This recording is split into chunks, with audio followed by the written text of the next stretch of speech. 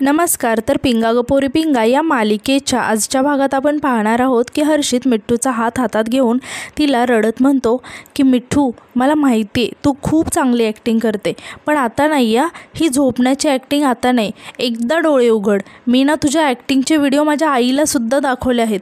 ती तर तुझी खूप मोठी फॅन झाली आहे. खूप कौतुक करत होती ती तुझी. आता सगळेच हर्षितकडे आश्चर्याने बघायला लागतात. तेव्हा प्रेरणा आश्चर्याने विचारते की हर्षित दादा, नक्की काय बोलत आहात तुम्ही? यावर हर्षित म्हणतो की तुम्हाला सगळ्यांना हाच विचार पडला असेल ना की मी हे मिठ्ठूला का सांगतो आहे. आणि तो मिठ्ठूला म्हणतो की मिठ्ठू, मला तुझ्याशी लग्न करायचं आहे. तेव्हा सगळेच खूप खुश होऊन हर्षितकडे बघायला लागतात.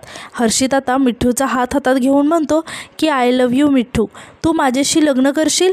प्लीज बोल ना गं काहीतरी, असं म्हणून तो खूप रडायला लागतो आणि रडत बाहेर निघून जातो. आता तेजा म्हणते की मिठ्ठू, हे बरोबर नाही या, तुझ्या तोंडून एक शब्द निघावा म्हणून एवढा सगळा आटापिटा करतो आहे आम्ही. तेव्हा आता वल्लरीसुद्धा रडतच म्हणते की बोला ना ओ मिठ्ठूताई, काहीतरी हालचाल करा. आता तेजासुद्धा म्हणते की तुझ्यासाठी मी मुद्दाम बोलवून घेतलं होतं हर्षितला, आमच्याशी नाही तर निदान त्याच्याशी तरी एक शब्द बोलायला हवं होतं ना मिठ्ठू, यार बोल ना काहीतरी प्लीज, असं म्हणून ती खूप रडायला लागते. आता वल्लरी तेजाला समजावत म्हणते की तेजाताई, असं नका करू ना, नका धीर सोडू, म्हटलं ना तुम्हाला की सगळं काही ठीक होईल. असं म्हणून वल्लरी आणि तेजा एकमेकींना मिठी मारून खूप रडायला लागतात. तर आता यानंतर आपण पाहतो की प्रेरणा वल्लरीला म्हणते की जमतील तेवढे आणि जमतील तसे सगळे प्रयत्न करत आहोत आपण, पण बोलणं लांबचीच गोष्ट आहे, साधी पापणीही लवत नाही आहे गं मिठ्ठूची. यावर वल्लरी म्हणते की त्यांना सगळं काही समजत आहे, फक्त हालचाल करत नाही आहेत त्या. तेव्हा प्रेरणा म्हणते की तेच तर ना, आता आपण काय केलं तर ती हालचाल करेल तेच कळत नाही आहे मला. आता तितक्या डोरबेल वाजते. तेव्हा प्रेरणा जाऊन दरवाजा उघडते तर मनोज आलेला असतो. आता मनोज आतमध्ये येतो आणि वल्लरीला विचारतो की झाली ना सगळी तयारी, निघूया मग आता. यावर वल्लरी म्हणते की मी काय म्हणते, आपण निघायच्या आधी आपण जो फोन रिपेअरिंगला दिला आहे तो घेऊन जाऊया का? तेव्हा मनोज म्हणतो की अगं त्याची आता काही गरज आहे का, जाऊ दे ना. यावर वल्लरी आश्चर्याने म्हणते की अहो काय बोलत आहात तुम्ही, आपलं ठरलं होतं ना की तो फोन रिपेअर झाला तर त्यात आपल्याला काहीतरी सापडेल. आता मनोज म्हणतो की बोललो होतो, पण तो फोन रिपेअर होईपर्यंत तू आता इथेच थांबणार आहेस का? तेव्हा वल्लरी म्हणते की काय झालं तुम्हाला नक्की, हे बघा, तुम्हाला जर जायचं नसेल तर तुम्ही नका जाऊ, मी जाऊन तो फोन घेऊन येते. यावर मनोज म्हणतो की नाही नको, तू घरी थांब, मी बघून येतो. आता प्रेरणा तिथे येते आणि म्हणते की चल मी जाऊन येते. तेव्हा वल्लरी विचारते की तुम्ही कुठे निघाला आहात आणि हा डब्बा कोणासाठी? यावर प्रेरणा सांगते की श्वेतासाठी आहे, श्वेताला डब्बा देऊन मग मी जाईन सेंटरला. तेव्हा वल्लरी खूप खुश होते आणि म्हणते की खरंच? तेव्हा प्रेरणा म्हणते की तिलासुद्धा मिळायला हवं ना घरचं जेवण. तेव्हा हे ऐकून वल्लरी खूपच खुश होते आणि इमोशनलसुद्धा होते आणि म्हणते की प्रेरणाताई थँक्यू, म्हणजे मी नसताना श्वेताताईंना घरचं जेवण मिळेल की नाही याची खरंच काळजी वाटत होती मला, पण आता तीसुद्धा काळजी मिटून गेली आहे माझी, खरंच थँक्यू. तेव्हा प्रेरणा म्हणते की तू इथली काळजी करू नको, तू निश्चितपणे जा, आम्ही इथलं सगळं सांभाळून घेऊ. असं म्हणून ती त्यांचा निरोप घेऊन तिथून निघून जाते. आता मनोजसुद्धा तिथून निघून जातो. तर आता यानंतर आपण पाहतो की मनोज आणि प्रेरणा खाली येतात. आता तितक्यात मनोजला कोणाचा तरी कॉल येतो. आता मोबाईलवरचा नंबर पाहून मनोज खूपच घाबरतो आणि मनातच म्हणतो की अरे बापरे, पुन्हा त्याच नंबरवरून फोन, ही माणसं तर पाठलागच सोडत नाही आहेत. असं म्हणून तो घाबरतच कॉल रिसीव करतो. तर कॉलवर कोणीतरी मनोजला मोठ्याने ओरडत म्हणतं की काय रे मनोज भामरे, तुला चांगलंच सांगितलं होतं ना की बायकोला घेऊन इथून कल्टी मार, तुला सरळ भाषेत सांगितलेलं जमत नाही का रे? तुझी बायको तिच्या मैत्रिणी कुठे असता, काय करता, सगळं रिपोर्टिंग असतं आम्हाला. मी फक्त एक इशारा केला ना तर तुझ्या बायकोला उचलून येतील माझी माणसं. आता मनोज खूपच टेन्शनमध्ये येतो आणि घाबरतो सुद्धा. आता तो माणूस कॉलवर म्हणतो की तुला इज्जतीमध्ये सांगितलेलं कळत नाही का रे, आणि विचारतो की बोल कधी उचलू तुझ्या बायकोला. यावर मनोज काहीच बोलत नाही आणि तो खूपच घाबरलेला असतो. आता मनोजला असं घाबरलेलं बघून प्रेरणा विचारते की भाऊजी काय झालंय, कसलं टेन्शन आहे का? नाही म्हणजे तुमचा चेहरा असा घाबरल्यासारखा वाटतोय, आणि विचारते की कोणाचा फोन होता. तेव्हा मनोज अडखळत सांगतो की कुठे काय, घाबरलो नाही, आणि विषय चेंज करत म्हणतो की चला तुम्हाला उशीर होत असेल ना. मग प्रेरणा तिथून पुढे निघून जाते. आता मनोज इकडे खूपच टेन्शनमध्ये आलेला असतो. तर आता यानंतर आपण पाहतो की नानावटी सर घरी आलेले असतात. आता नानावटी सर वल्लरीला म्हणतात की मिठ्ठू जर काहीतरी बोलू शकली असती ती जर काही रिस्पॉन्स करू शकली असती तर खूप बरं झालं असतं. यावर वल्लरी म्हणते की हो ना सर, त्यांनीच सगळं काही सांगितलं असतं, हल्लेखोर कोण आहे हे लवकर समजलं असतं आपल्याला. आता नानावटी सर विचारतात की डॉक्टर काय म्हणाले, ती कधीपर्यंत रिकवर होईल. तेव्हा वल्लरी सांगते की डॉक्टर असं काही नाही म्हणाले, म्हणजे काही सांगता येणार नाही, वाट पाहावी लागेल एवढेच म्हणाले ते. सर आम्ही प्रयत्न तर करतो आहोत की मिठूताई काहीतरी रिस्पॉन्स देतील, बोलायचा प्रयत्न करतील, पण काही यश नाही मिळते आम्हाला. या सगळ्यात असं वाटतं आहे की हे सगळे दरवाजे बंद झालेत. आणि परत ती मनातच म्हणते की फोनचं अजून काही सांगितलं नाही आहे सरांना, आत्ताच रिपेअर झाल्यानंतर काहीतरी हाती लागू दे. असं काहीतरी स्ट्रॉंग मुद्दा हवा की श्वेताताईंना बेल मिळाल्याशिवाय दुसरा काही ऑप्शन राहणार नाही. आता वल्लरी नानावटी सरांना म्हणते की सर एक सांगायचं राहिलं आहे, ते मागच्या वेळी आपण एक मुद्दा मेन्शन केला होता ना की मिठूताईंवर हल्ला झालेला हत्यार अजून भेटलं नाही, ते उद्याच्या हिअरिंगमध्ये आपण वापरू शकतो ना. यावर नानावटी सर म्हणतात की ग्रेट वल्लरी, हा खूप महत्त्वाचा आणि स्ट्रॉंग मुद्दा आहे.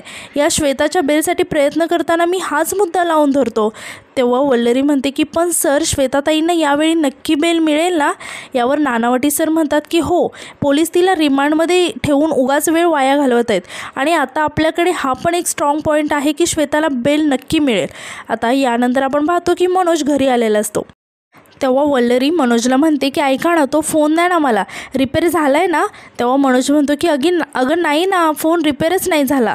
आता हे ऐकून वल्लरी आश्चर्याने विचारते की काय नाही झाला म्हणजे, पण ते तर बोलले होते ना 2 दिवसामध्ये होईल म्हणून, मग कसा नाही झाला. यावर मनोज अडखळत म्हणतो की हो म्हणाले होते, पण तूच बघितलं ना की किती डॅमेज झाला होता, वेळ लागेल म्हणाला. आता वल्लरी इकडे खूपच टेन्शनमध्ये येते आणि म्हणते की बापरे, तो एकच पुरावा होता आपल्याकडे, किती दिवस जातील अजून काय माहिती. आता श्वेताताई पण अजून जेलमध्येच आहेत, काय करणार आहोत आपण. तेव्हा मनोज म्हणतो की वल्लू जाऊ दे, आता आपल्याला उशीर होत आहे ना, चल आपण निघूया, चल लवकर बॅग घे. आता वल्लरी तेजाला आवाज देऊन बाहेर बोलवते की तेजाताई आम्ही निघतोय. तेव्हा तेजा बाहेर येते आणि विचारते की निघाला का तुम्ही. यावर वल्लरी सांगते की हो, काळजी घ्या, मिठूताईंची सुद्धा आणि स्वतःची सुद्धा. आता तितक्या डोरबेल वाजते. आता वल्लरी दरवाजा उघडते तर प्रेरणाच्या नावाचं एक पार्सल आलेलं असतं. तेव्हा तेजा काय आहे असं म्हणून ते बघायला लागते आणि परत तिच्या लक्षात येतं की अरे हां, ते प्रेरणाने डिजिटल पेमेंटसाठी हे मशीन मागवलं होतं. जर कोणीही पेमेंट केलं ना तर आवाज येतो यातून, पेमेंट झालं आहे असं, चांगलं आहे. आणि ती वल्लरीला म्हणते की आता तू जातेच आहेस तर जाता जाता प्रेरणाच्या फूड स्टॉलवर हे देऊन जातेस का तिला. मीच गेले असते, पण मिठू आता एकटी आहे ना घरी, तर मला थांबावं लागेल. यावर वल्लरी म्हणते की हो देईन ना, आणि ते तेजाचा निरोप घेऊन तिथून निघतात. आता यानंतर आपण पाहतो की प्रेरणा तिच्या फूड स्टॉलवर काम करण्यात खूपच बिझी असते. आता ग्राहकांची सुद्धा खूपच गर्दी असते. आता एक ग्राहक जेवण करतात आणि जेवण खूप मस्त होतं असं म्हणून पैसे न देता तिथून जायला लागतात. तेव्हा प्रेरणा त्यांना आवाज देऊन थांबवते आणि म्हणते की पैसे द्यायचे राहून गेलेत तुमच्या 2 मिसळी आणि 3 प्लेट वडे झालेत. आता त्यांचे सगळ्यांचे मिळून 300 रुपये झालेत. आता ते हसायला लागतात आणि म्हणतात की आमच्याकडे पैसे कसले मागतेस. यावर प्रेरणा म्हणते की असं काय बोलतात आता, म्हणजे तुम्ही नाश्ता केला म्हटल्यावर पैसे द्यायलाच पाहिजे ना. यावर तो माणूस ओरडून म्हणतो की नाही देत पैसे, निघ. तेव्हा प्रेरणा अडखळत म्हणते की हे बघा दादा, तुम्ही कसंही बोललात ना तरी माझ्या मेहनतीचे पैसे आहेत ते तुम्ही दिलेच पाहिजेत, आणि नाही दिले ना तर मी पोलिसांना फोन करेल. यावर तो माणूस म्हणतो की पोलिसांची भीती कोणाला दाखवतेस, आम्ही अख्ख्या एरियातले वसुली भाई आहोत. आणि ते प्रेरणाला म्हणतात की चल तूच आता आम्हाला 500 रुपये दे, आजच्या वसुलीची सुरुवात तुझ्याकडूनच करतो. तेव्हा प्रेरणा घाबरत म्हणते की मी का देऊ पैसे, मी नाही देणार पैसे. आता तो माणूस खिशातून चाकू काढतो आणि म्हणतो की आत्ता 500 नाही 1000 द्यायचे. तेव्हा प्रेरणा खूपच घाबरते आणि स्वामींचं नाव घ्यायला लागते. आता तितक्यात युवराज तिथे येतो आणि त्या माणसाचा जोरात हात पकडतो आणि रागाने म्हणतो की माझ्या बहिणीला चाकू दाखवतोस, एवढी हिंमत झालीच कशी रे तुझी, सॉरी बोल ताईला. असं म्हणून ते दोघांचा वाद सुरू होतो आणि मारामारी चालू होते. आता प्रेरणा हे बघून खूपच घाबरून जाते. आता फूड स्टॉलमध्ये त्यांचं खूपच मोठं भांडण लागलेलं असतं. आता युवराजकडे खूपच चिडलेलं असतो. ती माणसं आता जोरात युवराजला ढकलून देतात. युवराज जाऊन टेबलवर पडतो. तेव्हा प्रेरणा खूपच घाबरते. आता ते लोक युवराजला मारायला लागतात आणि म्हणतात की वसुली भाई आहे मी या एरियातला. आता परत त्यांची मारामारी चालू होते. आता युवराज साहेबांचे कार्यकर्तेसुद्धा आता तिथे येतात आणि त्या 2 माणसांना तिथून घेऊन जातात. आता इकडे प्रेरणा मात्र खूपच घाबरलेली असते आणि ती घाबरून अडखळत हात जोडून युवराजला म्हणते की साहेब खरंच थँक्यू, तुम्हाला फार लागलं नाही ना, असं म्हणून ती युवराजला पाणी देते. आता युवराजचे सगळे कपडे फाटलेले असतात. आता युवराज प्रेरणाला म्हणतो की या अशा लोकांचे ना अन्याय तुम्ही सहन करता ना, त्यामुळे या घटना होतात. जेवढा अन्याय करणारा दोषी असतो ना, तेवढाच अन्याय सहन करणाराही दोषी असतो, हे लक्षात ठेवा. आता तितक्यात वल्लरी आणि मनोज तिथे येतात आणि सगळीकडे झालेली तोडफोड आणि प्रेरणाला रडताना बघून वल्लरी खूप घाबरते आणि आश्चर्याने प्रेरणाला विचारते की प्रेरणाताई काय झालं हे. तेव्हा प्रेरणा सांगते की अगं काय झालं होतं, ते 2 गुंड आले होते. आता यावर युवराज मध्येच म्हणतो की काही झालेलं नाही आहे, सगळं व्यवस्थित आहे, सगळं आमच्या कंट्रोलमध्ये. आणि तो वल्लरीला म्हणतो की काही नाही वल्लरी ताई, 2 गावगुंड आले होते, ते ताईंना त्रास देत होते, चांगला धडा शिकवला त्यांना, आता पुन्हा कधीच येणार नाहीत ते. आणि तो आश्चर्याने मनोज आणि वल्लरीला विचारतो की आणि तुम्ही इथे आणि मनोजकडे बघून विचारतो की हे दादा कोण आहेत. तेव्हा वल्लरी सांगते की हे माझे मिस्टर आहेत मनोज भांबरे. आणि मनोजला युवराजची ओळख करून सांगते आणि हे भूमी सेवा पक्षाचे युवा नेते युवराजसाहेब ढवळे पाटील यांनीच प्रेरणाताईंना फास्ट फूड सेंटर ओपन करून दिलं आहे. यावर मनोज म्हणतो की अरे वा. तेव्हा युवराज हसायला लागतो आणि म्हणतो की अहो ताई काय सांगताय तुम्ही, हे मी काहीच नाही केलं, मी फक्त प्रेरणाताईंच्या टॅलेंटला एक संधी दिली आहे. आणि ते मनोजला विचारतात की दादा तुम्ही काय करता. यावर मनोज सांगतो की मी इलेक्ट्रिशियन आहे. तेव्हा युवराज म्हणतो की अरे वा छान, खूप छान वाटतं तुम्हाला भेटून, आणि तुमच्या मिसेस पण खूप हुशार आहेत. अहो तुमच्या मिसेसचंच काय, त्यांच्या सगळ्या मैत्रिणीसुद्धा खूप हुशार आहेत. आता मनोज म्हणतो की हो ते तर आहेच. यावर युवराज म्हणतो की मिथिला ताईंना डिस्चार्ज मिळाला आहे हे मला समजलं आहे, ऐकून बरं वाटलं, आणि मला लवकरात लवकर त्यांना भेटायला पण यायचं आहे. पण हल्ली पक्षाची कामं खूप सुरू आहेत ना, पण मी लवकरात लवकर भेटायला येतो. आता प्रेरणा हात जोडून म्हणते की हो नक्की, आणि म्हणते की साहेब तुमचा शर्ट फाटला आहे. आता युवराज म्हणतो की शर्टाचं काय ताई, तुम्ही काळजी करू नका, तुम्हाला काही लागलं तरी निसंकोचपणे मला सांगा आणि चला येतो मी, असं म्हणून तो तिथून निघून जातो. आता वल्लरी प्रेरणाला विचारते की तुम्ही ठीक आहात ना. तेव्हा प्रेरणा सांगते की हो मी ठीक आहे. आणि ती मनोजला म्हणते की मनोज भाऊजी तुम्ही पहिल्यांदाच आला आहात ना इथे, या ना बसा. आता वल्लरी प्रेरणाला ते पार्सल देते आणि सांगते की तेजाताईने हे तुम्हाला दिलं आहे, तुमचं ते QR कोड का काय ते आलं आहे. तेव्हा प्रेरणा खुश होऊन म्हणते की अरे वा आलं का हे, बरं झालं, मी केव्हाची वाट पाहत होते, असं म्हणून ती पार्सल ओपन करून बघते. तर आता यानंतर ती मनोज आणि वल्लरीला म्हणते की तुम्ही काहीतरी खाऊन जा ना, आणि विचारते की काय खाणार सांगा. तेव्हा वल्लरीसुद्धा मनोजला म्हणते की निघायच्या आधी थोडंसं खाऊन घेता का. आता मनोजसुद्धा तयार होतो आणि म्हणतो की मिसळ चालेल. तेव्हा वल्लरी QR कोड स्कॅन करते आणि पेमेंट करते.